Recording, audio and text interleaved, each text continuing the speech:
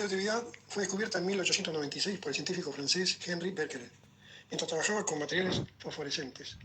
Estos materiales brillan en la oscuridad después de la exposición a la luz, y sospechó que el brillo producido en los tubos de rayos catódicos por rayos X podrían estar asociados con la fosforescencia. Envolvió una placa fotográfica en papel negro y colocó varias sales fosforescentes sobre ella. Todos los resultados fueron negativos hasta que usó sales de uranio. Las sales de uranio causaron un ennegrecimiento de la placa a pesar de estar envuelta en papel negro. A estas radiaciones se le dio el nombre de rayos Becquerel. La radioactividad o radioactividad es un fenómeno natural o artificial por el cual algunas sustancias o elementos químicos llamados radioactivos son capaces de emitir radiaciones, las cuales tienen la propiedad de impresionar placas fotográficas, ionizar gases, producir fluorescencia, atravesar cuerpos opacos a la luz ordinaria, etc.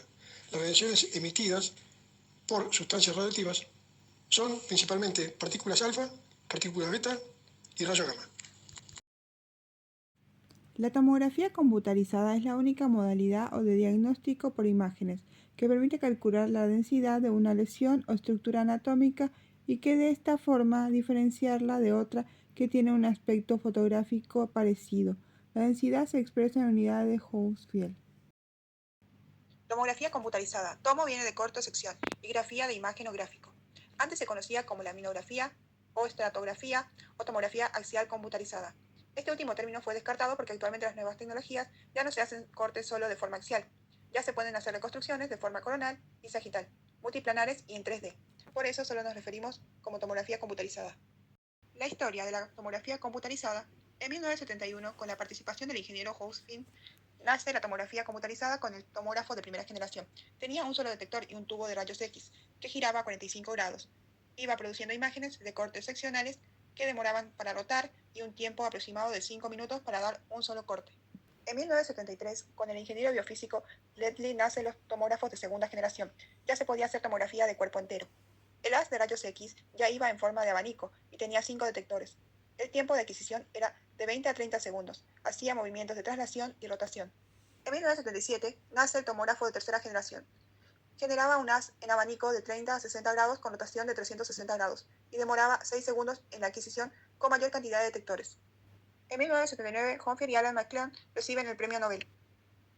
En 1985 nace el tomógrafo de cuarta generación con el tubo de rayos X encima del anillo coloidal, emitiendo radiaciones constantes, mientras el paciente se mueve contrario a su posición.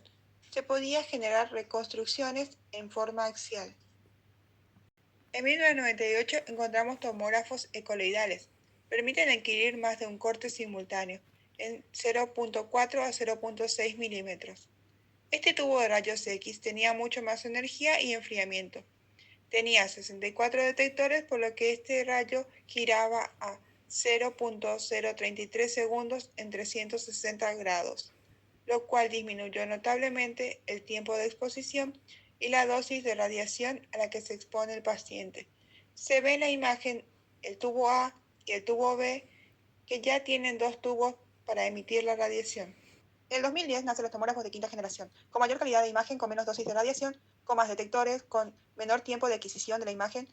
Permiten hacer reconstrucciones en 3 dimensiones, con cortes con mayor definición y mayor resolución. Desde el 2018 tenemos los tomógrafos de nueva generación. Tienen 320 detectores, son más rápidos, de mejor resolución. Algunos son portátiles, como se ve en la imagen, y tienen un software con inteligencia artificial. El ingeniero Hounsfield, en 1967, quiso reconstruir la densidad radiológica del cuerpo humano, a partir de un número de medidas provenientes de la transmisión de un haz de luz de rayos X. Pudo demostrar que esto era posible utilizando dosis moderadas de radiación. Con ello podía lograrse una exactitud del 0,5%, que era muy superior a los procedimientos radiológicos normales. Los rayos X atraviesan las materias y las imágenes resultantes dependen de la sustancia y el estado físico de estas. Hay tejidos radiotransparentes que dejan pasar los rayos X y se ven de color negro, mientras que las sustancias radioopacas absorben los rayos X y se ven blancas. En el cuerpo humano se pueden observar 4 densidades. La densidad del aire, hipodenso, se observa de color negro. La densidad grasa, isodenso, se observa gris. La densidad del hueso, hiperdenso, se ve blanco. La densidad del agua se puede ver de color negro grisáceo, aunque si se agrega un medio de contraste se ve blanca. El medio de contraste es una sustancia que se ingiere o inyecta para que se vean mejor las estructuras que van a explorarse. Los niveles de radiodensidad de los tejidos humanos se miden en escalas de unidades Hounsfield, como homenaje a su creador. La tomografía computarizada se basa en la disposición de diferentes haces de rayos X en diferentes ángulos que se aplican sobre el área a observar. La tomografía computarizada cuenta con 3 sistemas. La primera es el sistema de recolección de datos. Está integrado por un generador de alta tensión.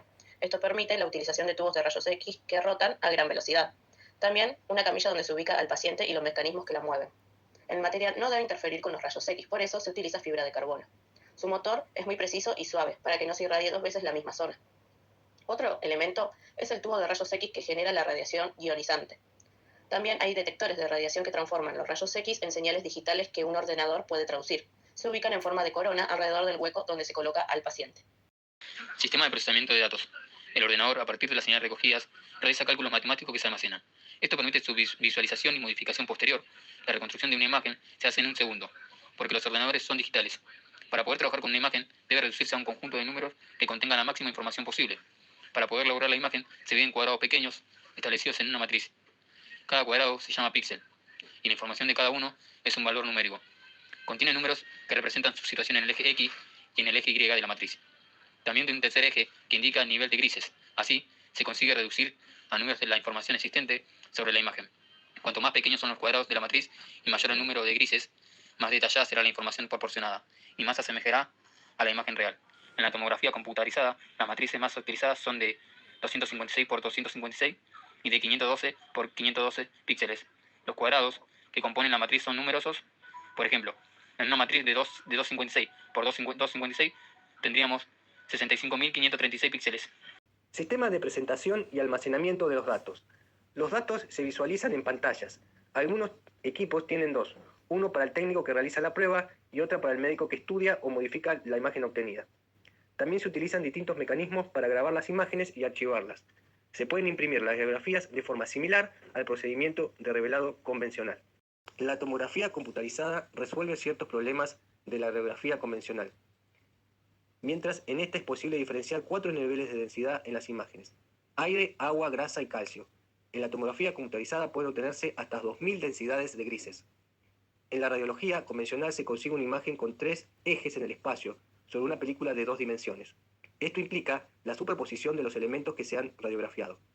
En la tomografía computarizada se consigue una imagen de los 3 ejes mucho más precisa, eliminando la superposición. En el lugar de obtener una imagen de proyección, como la radiografía convencional, la tomografía computarizada obtiene múltiples imágenes al efectuar la fuente de rayos X y los detectores de radiación, movimientos de rotación alrededor del cuerpo. La representación final de la imagen tomográfica se obtiene mediante la captura de las señales por los detectores y su posterior proceso mediante algoritmo de reconstrucción. El aparato de tomografía computada emite un haz colimado de rayos X que incide sobre el objeto que se estudia. La radiación que no ha sido absorbida por el objeto es recogido por los detectores. Luego, el emisor del haz, que tenía una orientación determinada, por ejemplo, estrictamente vertical a 90 grados, cambia su orientación, por ejemplo, al haz oblicuo de 95. Este espectro también es recogido por detectores. El orientador suma las imágenes promediándolas. Nuevamente, el emisor cambia su orientación según el ejemplo de unos 100 grados de inclinación. Los detectores recogen este nuevo espectro, lo suman a los anteriores y promedian los datos. Esto se repite hasta que el tubo de rayos y los detectores han dado una vuelta completa. Momento en el que se dispone una imagen tomográfica definitiva y confiable. Una tomografía computarizada TC, también conocida como tomografía axial computarizada o TAC, es una prueba diagnóstica indolora que usa rayos X y computadoras para crear imágenes transversales de los huesos y los tejidos dentro de su cuerpo. Su médico puede recomendarle una TAC para examinar su cuerpo en busca de lo siguiente: coágulos sanguíneos, huesos rotos, tumores cancerosos, infecciones, lesiones y sangrado interno, así como signos de enfermedad cardíaca o vascular. Una tomografía computarizada ayuda a su médico a seleccionar la ubicación correcta para la cirugía, biopsia o radioterapia, verificar el tratamiento para el cáncer o la enfermedad cardíaca y revisar su condición después de la cirugía. Un escáner para tomografía computarizada es una máquina grande de rayos X, cuadrada o redonda, con un túnel por el centro. Durante la tomografía computarizada, usted estará acostado sobre una mesa que pasa lentamente a través del túnel. A medida que avanza el túnel, un anillo gigante llamado gantry o garganta tubular girará alrededor de su cuerpo. El gantry contiene un tubo que libera haces de rayos X y los detectores que miden la cantidad de radiación absorbida por su cuerpo. A medida que el gantry gira, las haces de rayos X capturan muchas vistas de su cuerpo desde diferentes ángulos. Los detectores envían los datos a la computadora, la cual creará las imágenes transversales de los huesos y tejidos blandos dentro de su cuerpo. El escáner le permite a su médico ver la ubicación de la afección dentro de su cuerpo, lo que lo ayudará a decidir el tratamiento a seguir o cómo está progresando su tratamiento. En algunos casos, usted puede recibir un medio de contraste antes del procedimiento, mediante una bebida, una inyección o un enema de bario, para facilitarle al médico la visualización de ciertas zonas de su cuerpo. Si usted ha tomado una bebida con medio de contraste, el esófago o el estómago estarán resaltados. Si usted ha recibido una inyección, los vasos sanguíneos, la vesícula, el hígado o el tracto urinario estarán resaltados.